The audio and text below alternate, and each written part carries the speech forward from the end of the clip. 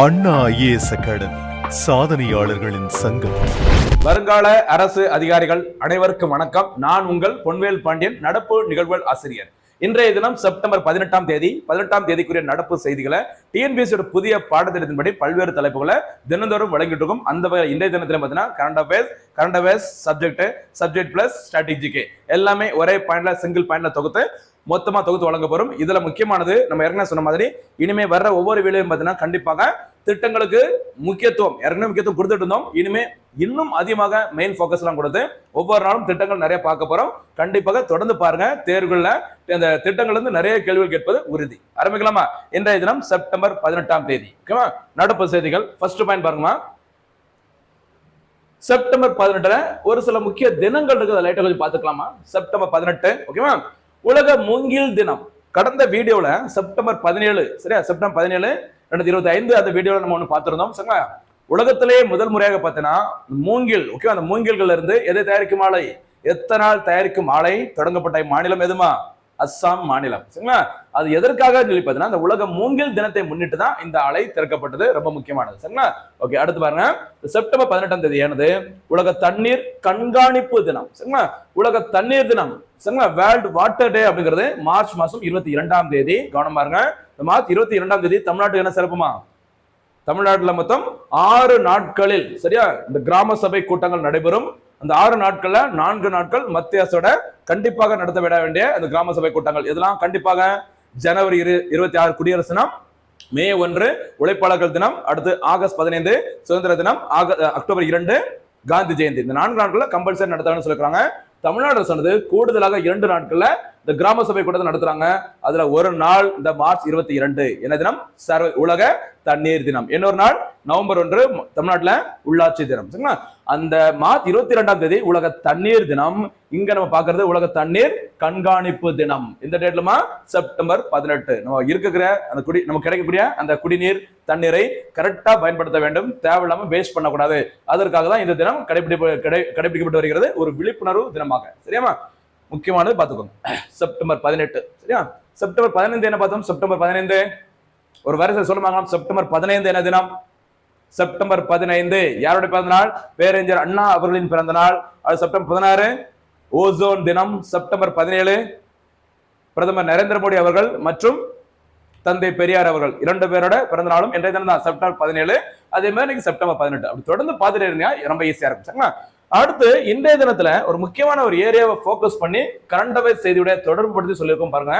Indian polity தொடர்பான ஒரு current affairs செய்தி பாருங்க. மின்னணு வாக்குப்பதிவு இயந்திரத்தில் வேட்பாளரின் வண்ண புகைப்படம். சரியா? நம்ம பார்த்திருக்கோம் இவிஎம். இந்த இவிஎம் இந்த பதிவுல நம்ம என்னெல்லாம் பார்க்க போறோம் அப்படின்னா, உள்ள போயிட்டு இவிஎம் பார்க்க போறோம். அடுத்து விவிபேட். சரியா? இதெல்லாம் எப்போ முதல் முறையா பயன்படுத்துறாங்க, எப்போ இந்தியா முழுமைக்கும் பயன்படுத்தினாங்க, தமிழ்நாட்டுல எப்போ பயன்படுத்தினாங்க, இப்படி நிறைய விஷயங்களை இப்ப பார்க்க போறோம். கொஞ்சம் தொடர்ந்து பாருங்க. சரியா? சரி பாருங்க. இந்த எலக்ட்ரானிக் ஓட்டிங் மிஷின் 2 டீடைல பார்க்கலாம். அதுக்கு முன்னாடி இன்றைய செய்தித்தாள் இடம்பெற்ற அந்த செய்தியை பார்த்துட்டு நம்ம தொடர்ந்து அதோட பேக்ரவுண்ட் பார்க்கலாம். சரியா? பாருங்க. அடையாளம் காணும் வகையில் இதுல அந்த எலக்ட்ரானிக் ஓட்டிங் மிஷின் சரிங்களா, மின்னணு வாக்குப்பதிவு இயந்திரங்கள்ல அடையாளம் காணும் வகையில் மின்னணு வாக்குப்பதிவு இயந்திரங்களில் இனிமேல் வேட்பாளர்களின் வண்ண புகைப்படம் கலர் போட்டோ சரியா இடம்பெறும் என்று தேர்தல் ஆணையம் அறிவித்துள்ளது. ஓகேவா? ஒரு முக்கியமான பயன் பாருங்கம்மா. இது எப்போ அறிவுப்படுத்த போறாங்க அப்படின்னு சொல்லி பாருங்க. பீகார் மாநிலம். சரி, பீகார் மாநிலத்துல சீக்கிரமா டெய்லி நியூஸ் வந்துட்டே இருக்கு. பீகார் மாநிலத்துல சட்டப்பேரவை தேர்தல் நடைபெற உள்ளது. ஓகேவா? இந்த பீகார் மாநில சட்டப்பேரவை தேர்தல் தான் இந்தியாவிலே முதல் முறையாக எது அறிமுகப்படுத்த போறாங்க? இவிஎம் அந்த எலக்ட்ரானிக் ஓட்டிங் மிஷின்ல கலர் போட்டோ இடம்பெறும் சொல்லி அறிவிச்சிருக்காங்க. இது கண்டிப்பா சொல்றேன், வரும் தேர்வுல கண்டிப்பா கேட்பாங்க. இந்தியாவில் முதல் முறையாக எங்கு நடைபெற்ற சட்டப்பேரவை தேர்தலில் சரியா அந்த மின்னணு வாக்குப்பதிவு இயந்திரம் எலக்ட்ரானிக் ஓட்டிங் மிஷின்ல அந்த வேட்பாளர்களின் அந்த புகைப்படம் சரியா கலர் சரியா வண்ணத்தில் இடம்பெற்றது அப்படின்னு சொல்லி கேட்கலாம். எந்த மாநிலம்? பீகார். ஓகேவா? இந்த இடத்துல போனஸ் கேள்வி கேட்கலாமா? தேர்தல் அப்படிங்கறதால கேட்கிறேன். தமிழ்நாட்டுல மொத்த தொகுதிகள் சட்டமன்ற தொகுதிகள் 234. அதே மாதிரி பீகார் சட்டமன்றத்தில் உள்ள மொத்த அந்த தொகுதிகளின் எண்ணிக்கை எத்தனை? இத போனஸ் கேள்வியா சொல்லுங்க. முடிஞ்சா இந்தியாவிலேயே அதிக எண்ணிக்கையில் சட்டப்பேரவை தொகுதிகள் எங்க எந்த மாநிலத்தில் அமைந்துள்ளது, எங்க குறைவா இருக்குது, ரெண்டுமே எண்ணிக்கையில சொன்னீங்கன்னா உங்களுக்கு மறக்காது, கவனமாடும். வாய்ப்பு கிடைக்கும் போதெல்லாம் லிங்க் பண்ணி நம்ம நிறைய படிச்சுட்டு இருக்கும்போது சூப்பரா ஒரு பாயிண்ட்ல நிற்கும் போது நம்ம தேர்வில் ஈஸியா வெற்றி பெற முடியும், எந்த ஒரு டவுட் இல்லாம. ஓகேவா? அடுத்து பாருங்க. மின்னணு வாக்குப்பதிவு இயந்திரத்தின் அதாவது இவிஎம் சரியா, இவிஎம் மீது ஒட்டப்படும் வாக்குச்சீட்டுகளை வடிவமைத்து அச்சிடுவது தொடர்பான தேர்தல் நடத்தை விதிகள் முக்கியமானது பார்த்துக்கோங்க. தேர்தல் நடத்தை விதிகள் 1961 49B பிரிவின் கீழ் இப்போதுள்ள விதிமுறைகளை தேர்தல் ஆணையம் திருத்தியுள்ளது. இதன்படிதான் அந்த வேட்பாளர்களோட புகைப்படம் இனிமே கலர் போட்டோவா இருக்கும் அப்படின்னு சொல்லிக்கிறாங்க. சரிங்களா? ஓகே, இதுக்கு முன்னாடி ஓகேவா ஃபர்ஸ்ட் டைம் பார்த்தீங்கன்னா அந்த எலக்ட்ரானிக் ஓட்டிங் மிஷின்ல அந்த வேட்பாளரின் புகைப்படம் அந்த போட்டோ முதல் முறையாக சரி பிளாக் அண்ட் ஒயிட் மாதிரி ஓகேவா எப்ப முதல்முறை இடம்பெற்றதா சொல்லி பாத்தீங்கன்னா 2015ஆம் ஆண்டு. 2015ஆம் ஆண்டில் வாக்குப்பதிவு இயந்திரத்தில் வேட்பாளரின் புகைப்படம் இடம்பெற்றது. அதன் பிறகு 2025ஆம் ஆண்டில் எந்த மாநிலத்துல பீகார் மாநிலத்தில் நடைபெறவுள்ள சட்டப்பேரவை தேர்தலில் வேட்பாளரின் அந்த புகைப்படமானது இனிமே எப்படி இருக்கும், நல்லா கலர்ஃபுல்லா இருக்கும். நான் கூட கொஞ்சம் கலரா தெரிவேன்னு நினைக்கிறேன் இருந்தா ஓகேவா. அடுத்து போலாமா?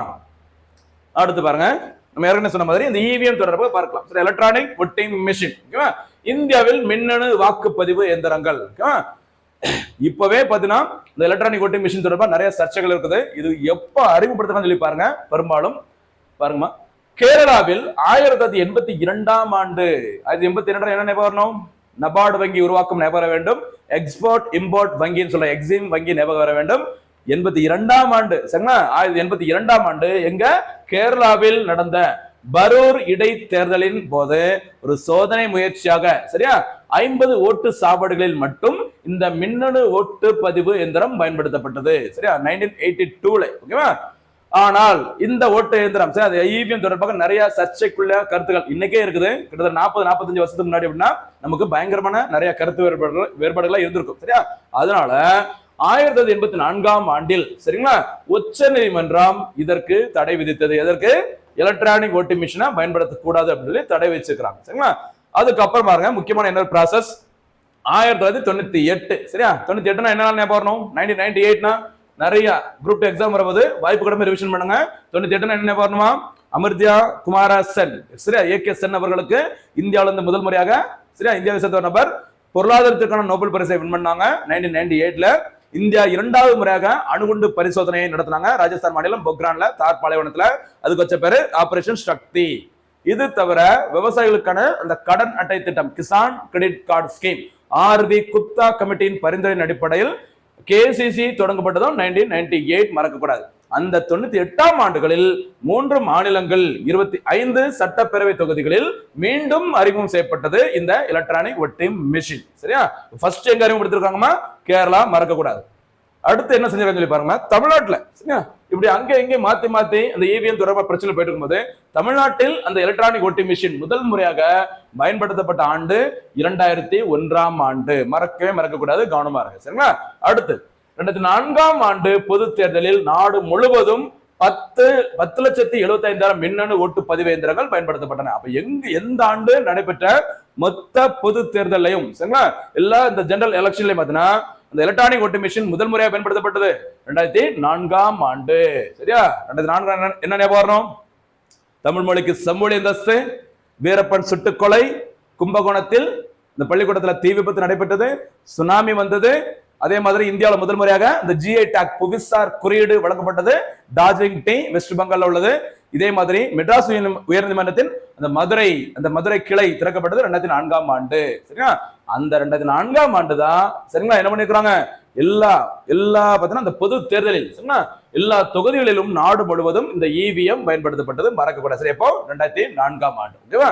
ஓகே, இது யாரு உருவாக்குறாங்க அப்படின்னு சொல்லி பாருங்க, மத்திய அரசின் நிறுவனங்களான பாரத் மின்னணு நிறுவனம், இந்திய மின்னணு கழகம் ஆகியவை இந்த மின்னணு ஓட்டுப்பதிவு இயந்திரங்களை தயாரித்து தேர்தல் ஆணையத்திற்கு வழங்குகின்றன. ரொம்ப முக்கியமானதா யாரால் தயாரிக்கப்பட்டதுன்னு சொல்லி கேட்கலாம், கொஞ்சம் கவனமா இருங்க.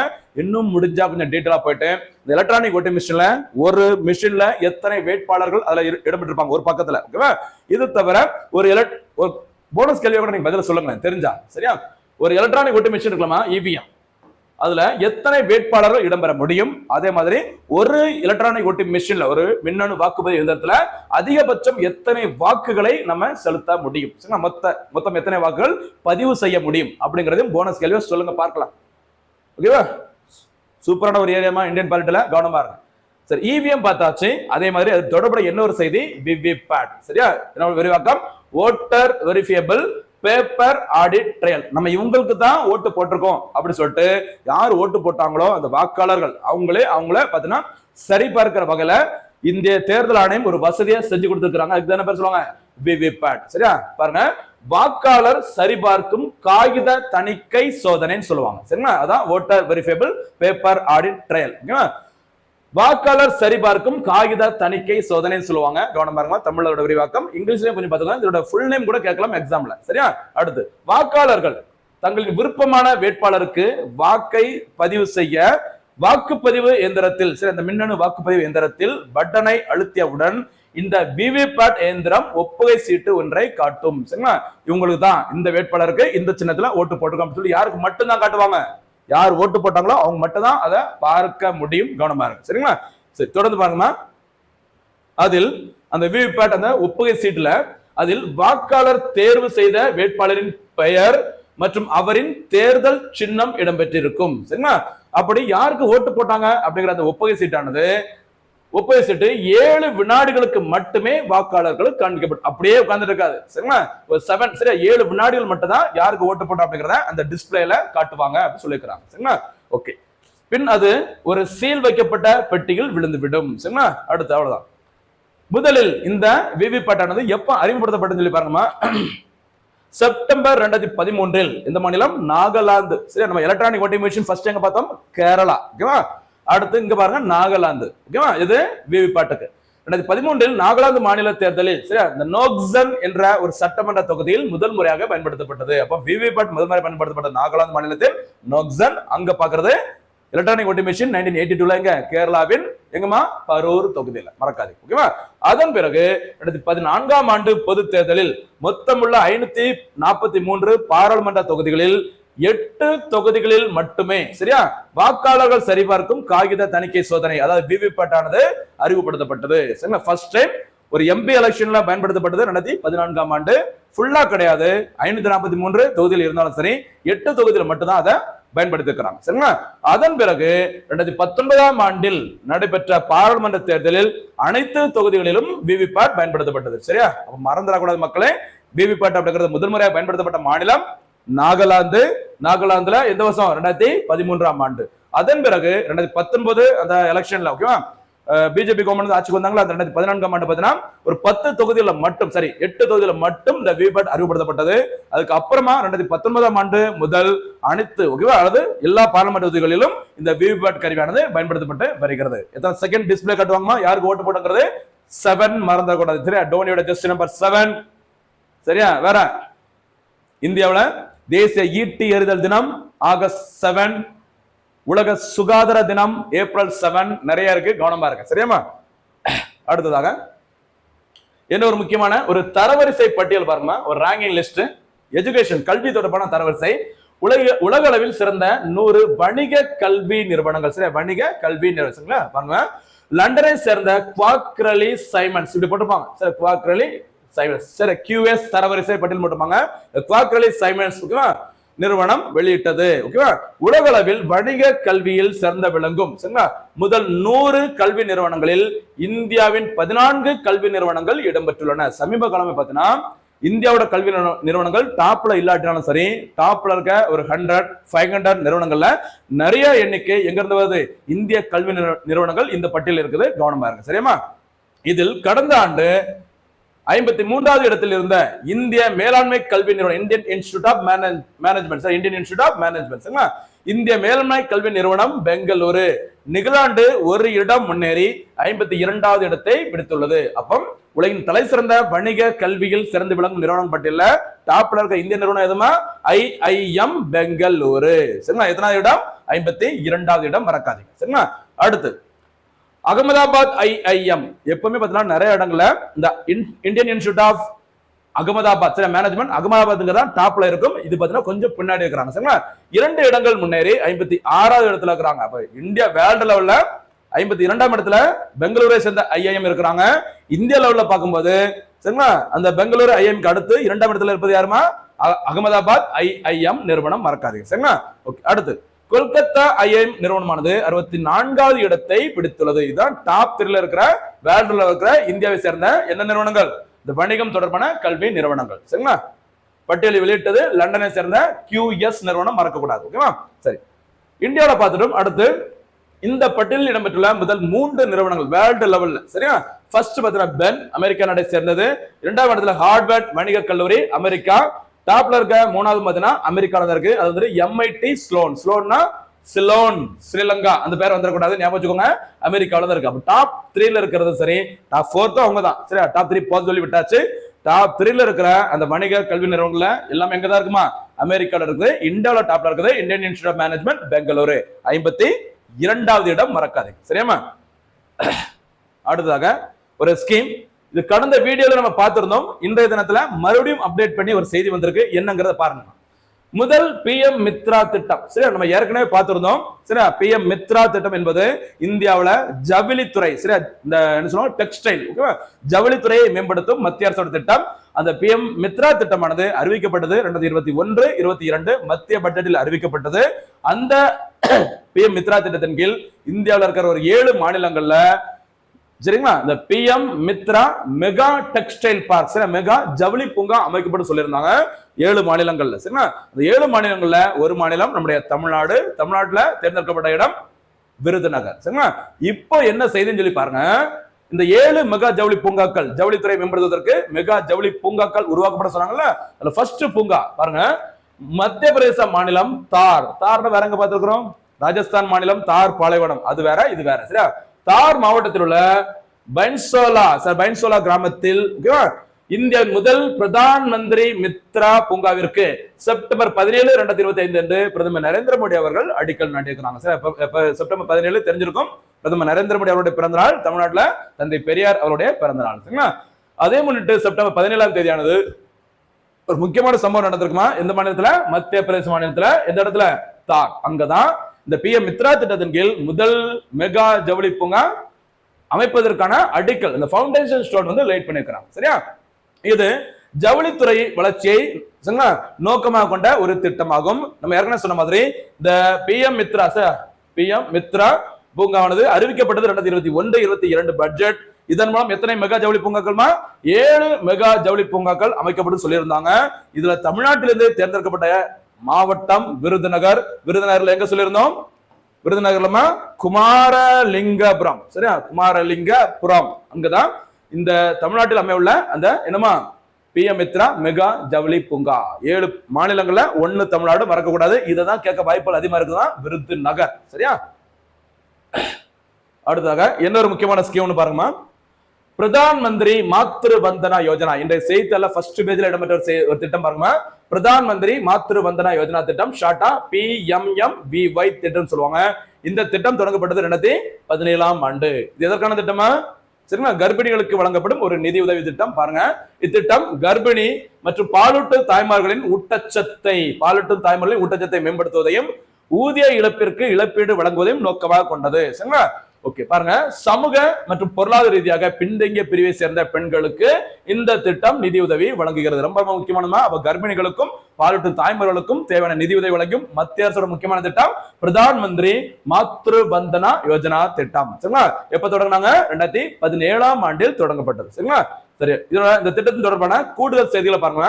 இந்த திட்டத்தின் கீழ் தகுதியான கர்ப்பிணி மற்றும் பாலூட்டும் தாய்மார்களுக்கு சரிங்களா ரூபாய் 5000 நிதி உதவி 3 தவணைகளில் வழங்கப்படுகிறது. எவ்வளவுமா? ரூபாய் 5000 நிதி உதவி 3 தவணைகளில் வழங்கப்படுகிறது. ஓகேவா? முதல் குழந்தைக்கு சப்போஸ் 2வது பெண் குழந்தை இருந்தாங்க அப்படின்னா, சரி, 2வதாவும் பெண் குழந்தை அப்படின்னா அவங்களுக்கு வழங்கப்படும் அந்த உதவி தொகையானது ரூபாய் 6000. ஃபர்ஸ்ட் பெண் குழந்தை அப்படின்னா 5000 ரூபாய், செகண்ட் பாத்தீங்கன்னா ரூபாய் 6000 சொல்லியிருக்கிறாங்க. இந்த திட்டம் எதன் கீழ் தொடங்கப்பட்டுள்ளது அப்படிங்கறத கொஞ்சம் பாத்துக்கோங்க. தேசிய உணவு பாதுகாப்பு சட்டம், சரியா, ஃபுட் செக்யூரிட்டி ஆக்ட், எந்த வருஷம்? 2013. சரிங்களா, உணவு பாதுகாப்பு சட்டம்ங்கிற பேரு 2 இடத்துல வரும். ஒண்ணு உணவு பாதுகாப்பு மற்றும் தர நிலைகள் சட்டம். சரி, என்ன பேருமா? உணவு பாதுகாப்பு மற்றும் தர நிலைகள் சட்டம். சரியா, food safety and standard authority of India சொல்லுவாங்க, FSSAI அமைப்பு. அதே மாதிரி இந்திய உணவு பாதுகாப்பு மற்றும் தர நிலைகள் சட்டம், food safety and standards act, எந்த வருஷம்? 2006. நம்ம சாப்பிடுற சாப்பாடு உணவுப் பொருட்கள் எல்லாமே தரமாக இருக்க வேண்டும். அதற்காக 2006ஆம் ஆண்டு கொண்டு வரப்பட்டதா food safety and standards act. சரிங்களா, இங்க பாக்குறது ஃபுட் செக்யூரிட்டி ஆக்ட். இந்தியாவில் இருக்க அனைவருக்கும் உணவு தானியங்கள் கண்டிப்பாக கிடைக்க வேண்டும். அதை உறுதி செய்வதற்கு தான் உணவு பாதுகாப்பு சட்டம் எந்த வருஷம் கொண்டு வந்தாங்க? 2013ஆம் ஆண்டு. இதே 2013ஆம் ஆண்டு அந்த பெண்களை வன்கொடுமையிலிருந்து அந்த பணிபுரியும் இடங்களில் பெண்களுக்கு ஏற்படும் அந்த வன்கொடுமையிலிருந்து பாதுகாக்கும் சட்டம் கொண்டு வரப்பட்டது 2013. அதே மாதிரி மனித கழிவுகளை மனிதனின் கைகளால் அள்ளுவதை தடுக்கும் சட்டமும் 2013ஆம் ஆண்டு. அதே வருஷம் தான் தேசிய உணவு பாதுகாப்பு சட்டம் கொண்டு வந்திருக்காங்க. இந்த சட்டத்தின்படி தொடங்கப்பட்ட திட்டம் தான் என்ன திட்டம்? பிரதான் மந்திரி மாத்ரு வந்தனா யோஜனா திட்டம். இத்திட்டத்தின் விதிகளை மத்திய பெண்கள் மற்றும் குழந்தைகள் மேம்பாட்டு அமைச்சகம் அறிவித்துள்ளது. அப்ப எந்த அமைச்சகத்தின் கீழ் இந்த திட்டம் செயல்படுத்தப்படுகிறது அதான் அங்க சொல்லாம சொல்லியிருக்கிறாங்க, கவனமா இருங்க. சரிங்களா? ஓகே. அதே மாதிரி மத்திய அரசோட அந்த கர்ப்பிணிகள் பாலூட்டு தாய்மார்களுக்கு நிதி உதவி வழங்குற திட்டம் மாதிரியே தமிழ்நாட்டில் இதே போன்ற ஒரு திட்டமாக டாக்டர் முத்துலட்சுமி ரெட்டி மகப்பேறு நிதி உதவி திட்டம் செயல்படுத்தப்பட்டு வருகிறது. இதை பத்தியும் நம்ம பார்க்கலாம். சரிங்களா? பாருங்கம்மா, டாக்டர் முத்துலட்சுமி ரெட்டி மகப்பேறு நிதி உதவி திட்டம் முக்கியமான திட்டம். மறைந்த முன்னாள் முதலமைச்சர் கலைஞர் கருணாநிதி அவர்களால் கடந்த 2/5/1989 சரியா 1989 மறக்க கூடாது. சரியா? தமிழ்நாட்டுல தர்மபுரியில சுய உதவி குழு சரியா மகளிர் சுய உதவி குழு தொடங்கினது 1989 தான். அதே வருஷத்துல பாத்தீங்கன்னா என்ன திட்டமா? டாக்டர் முத்துலட்சுமி ரெட்டி. ஓகேவா? டாக்டர் முத்துலட்சுமி ரெட்டி மகப்பேறு நிதி உதவி திட்டம். இது தவிர மூவலூர் ராமாமிர்தம் அம்மையார் திருமண உதவி தொகை திட்டம் எல்லாமே இந்த வருஷம் 1989 மறக்கவே கூடாது. சரிங்களா? ஓகே. பாருங்க, மே 2, 1989 அன்று சட்டமன்றத்தில் 110 விதியின் கீழ் அறிவிக்கப்பட்ட திட்டம். என்ன திட்டம்? டாக்டர் முத்துலட்சுமி ரெட்டி மகப்பேறு நிதி உதவி திட்டம். திருமணம் அப்படின்னா யார் திட்டம்? மூவலூர் ராமாமிர்தம் அம்மையார் நிதி உதவி திட்டம். அந்த திட்டம் தான் இப்போ புதுமை பெண் திட்டமாக மாற்றப்பட்டுள்ளது. ஓகேவா?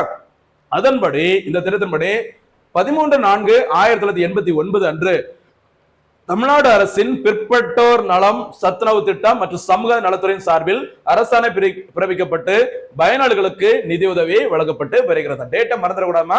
எப்போ பட்ஜெட்ல சரி தமிழ்நாடு சட்டப்பேரவை அறிவிச்சாங்க, திட்டம் முறைப்படி எப்ப தொடங்கப்பட்டது அப்படிங்கிறதையும் பார்த்துக்கோங்க, ரொம்ப முக்கியமானது. சரியாமா?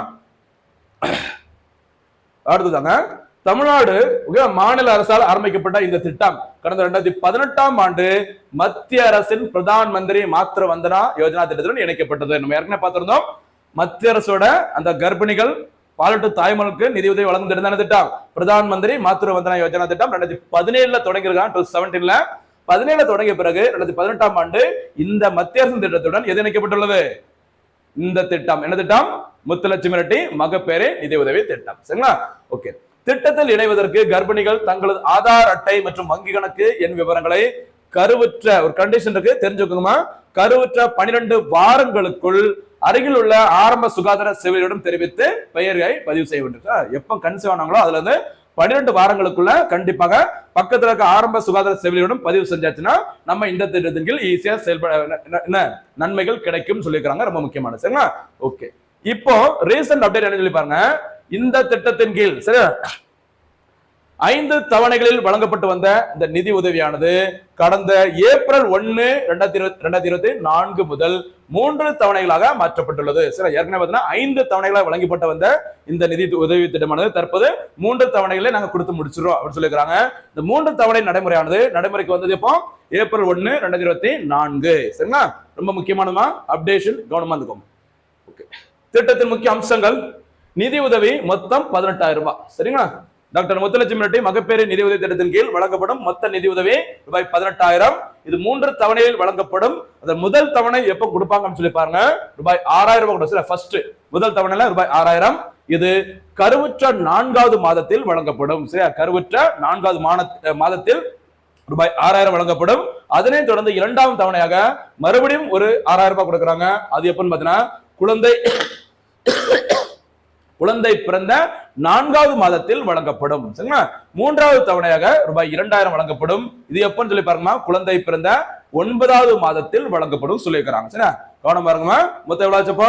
6,000 ரூபாய். அதுக்கப்புறம் 2வது தவணை குழந்தை பிறந்த 4வது மாதத்துல மறுபடியும் ஒரு 6,000 ரூபாய். அதுக்கப்புறம் 3வது தவணையாக ஒரு 2,000 ரூபாய். எவ்வளவு ஆச்சு? மொத்தம் 14,000 ரூபாய் ஆச்சா? மொத்தம் எவ்வளவு நமக்கு தரணும்? 18,000 ரூபாய் தரேன்னு சொன்னாங்கல்ல. இந்த 14,000 ரூபாய் நமக்கு பணமாக கொடுக்குறாங்க. சரி, கேஷா நம்ம அக்கௌண்ட்ல வர வைப்பாங்க. மிச்சம் இருக்கிற 4,000 ரூபாய் 18,000 ரூபாய் மிச்சம் இருக்கிற அந்த 4,000 ரூபாய் மதிப்புள்ள ஊட்டச்சத்து பொருட்கள் வழங்கப்படும். ஒரு கிட் மாதிரி கொடுத்து, ஒரு பாக்ஸ் எல்லாம் கொடுத்து, அதுல நிறைய நெய்டப்பா ஓகே வேற டேட்ஸ் எல்லாம் போட்டு கொடுத்து ஒரு 4,000 மதிப்புள்ள ஊட்டச்சத்து பெட்டகம் வழங்கப்படும் சொல்லியிருக்கிறான். மொத்த மதிப்பு 18,000 ரூபாய். சரிங்களா? ரொம்ப முக்கியமானமா, கவனமா இருக்கு மக்களே, விட்டுறாதீங்க.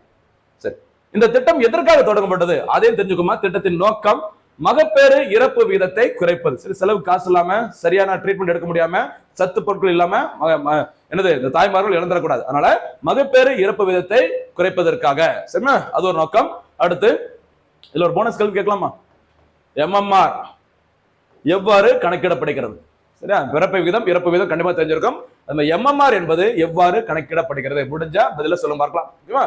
அடுத்து சிசு இறப்பு விகிதத்தை குறைப்பது, அது ஒரு நோக்கம். அடுத்து கர்ப்பிணி பெண்களின் ஊட்டச்சத்து தேவைகளை பூர்த்தி செய்வது, இதுதான் இந்த திட்டத்தின் முக்கியமான நோக்கமாக இருக்கு. ஓகேவா?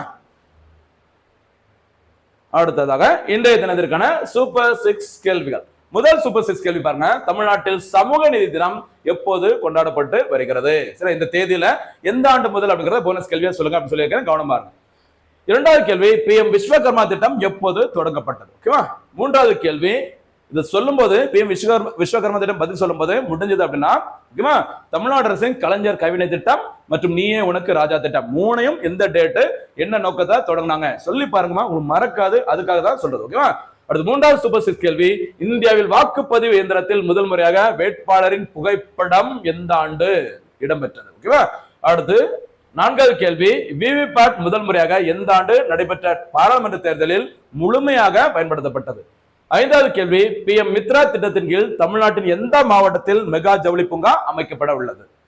ஆறாவது கேள்வி, PMMVY என்பதன் விரிவாக்கம் என்ன? ஏன்னா சில தேர்வுகளை இப்போ ஷார்ட் நேம் கொடுத்து மத்திய அரசு ஸ்கீம், சரியா, சென்ட்ரல் கவர்மெண்ட் ஸ்கீம் பார்த்தீங்கன்னா ஷார்ட் நேம் கொடுத்து அதோட விரிவாக்கம் அல்லது ஷார்ட் நேம் மட்டும் கொடுத்துட்டு இது என்ன நோக்கம் சொல்லி கேட்கறாங்க.